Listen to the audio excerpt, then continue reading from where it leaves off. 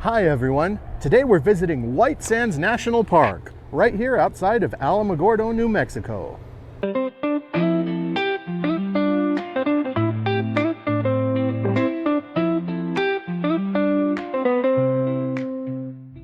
White Sands National Park is located in south central New Mexico.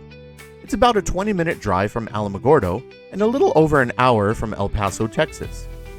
The area was designated as a national monument in 1933, and it became a national park in late 2019. As you follow US Highway 70, the first clue you're getting close is the sight of the white sand dunes popping up over the horizon. As you turn into the visitor center, the dunes of white sand are more apparent. But this is only a glimpse of what's to come. The farther into the park you go, the more surreal and breathtaking it becomes. To really understand White Sands, you need to step into the heart of it.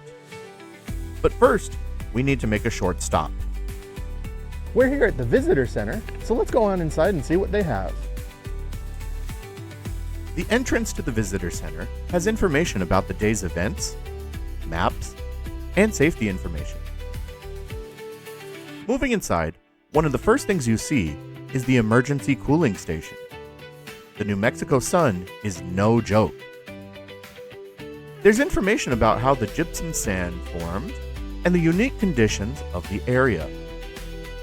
Some of the oldest human footprints in North America have been found here, and you can practice identifying animal tracks here.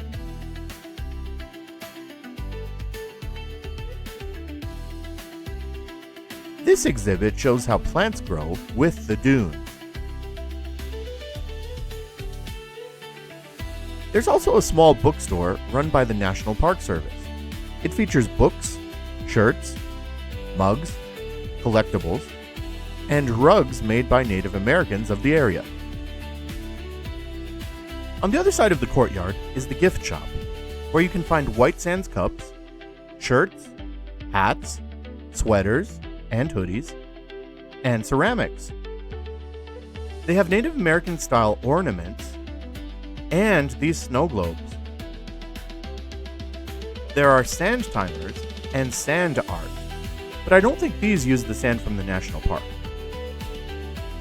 In the kids area, there are toys, puzzles, stuffed animals, and small shirts.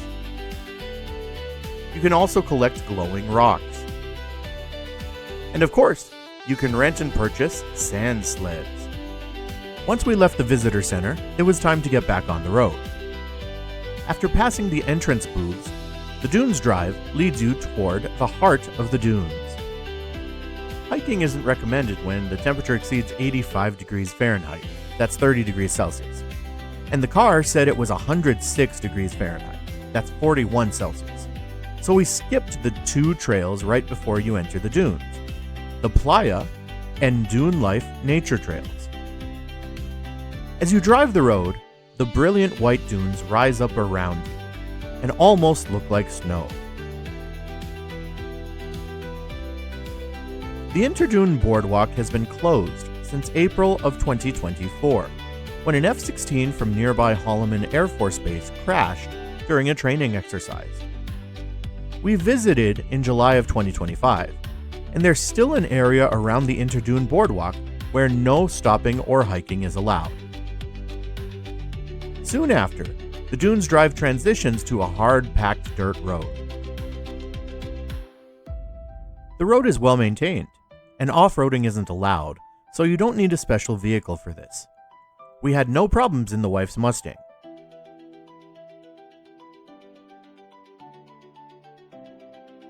As you continue the drive, the vegetation gets more sparse, and the dunes get taller. I followed the signs for the picnic area, and after passing a few small picnic shelters, we ended up here, with a whole bunch of tables with shelter from the sun, and only a couple of them were in use.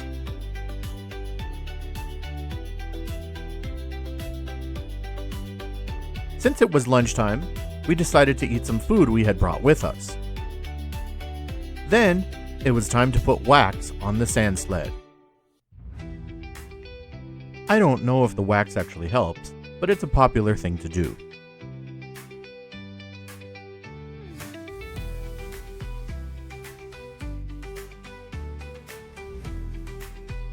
The tallest dunes in the park reach about 60 feet high, but selecting a sand sledding dune is more about slope than about height. Even though this dune is probably less than half as tall as some of the tallest ones, it's steep enough to sled on. And it's a bit of a workout as you figure out how to climb up. Sledding down is also a bit of a learning experience. The first run is usually slow, and you might stop before you hit the bottom. But if you keep on using the same path and keep the sand along the path smooth, the sled tends to work better.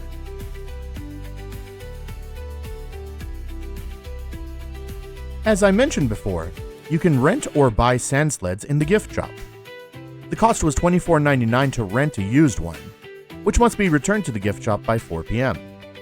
Or for $25, that's right, just 1 penny more, you could buy a brand new one and not worry about returning it. We bought this one, and now we can bring it on subsequent trips.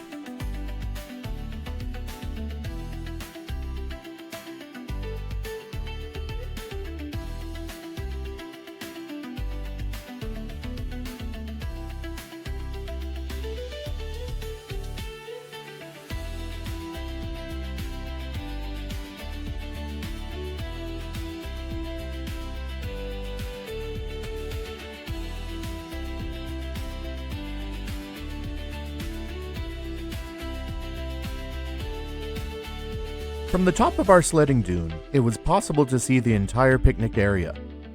The brown buildings have pit toilets. If you walk away from the parking area and over a dune or two, it's easy to find areas where it's all white sand as far as the eye can see. But be careful if you choose to walk away into the dunes. People get lost here all the time and often need to be rescued.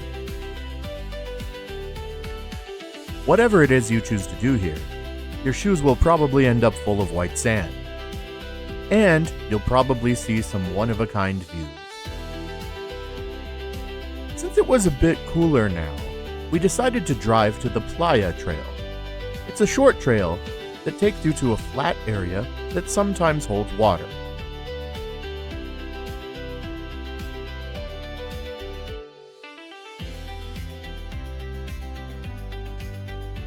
July is monsoon season for this area, and I was hoping to see some water here, but it was still dry.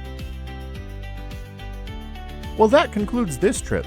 If you enjoyed this video, be sure to like and subscribe to the channel so you never miss anything here on Trails and Tastes of the Southwest.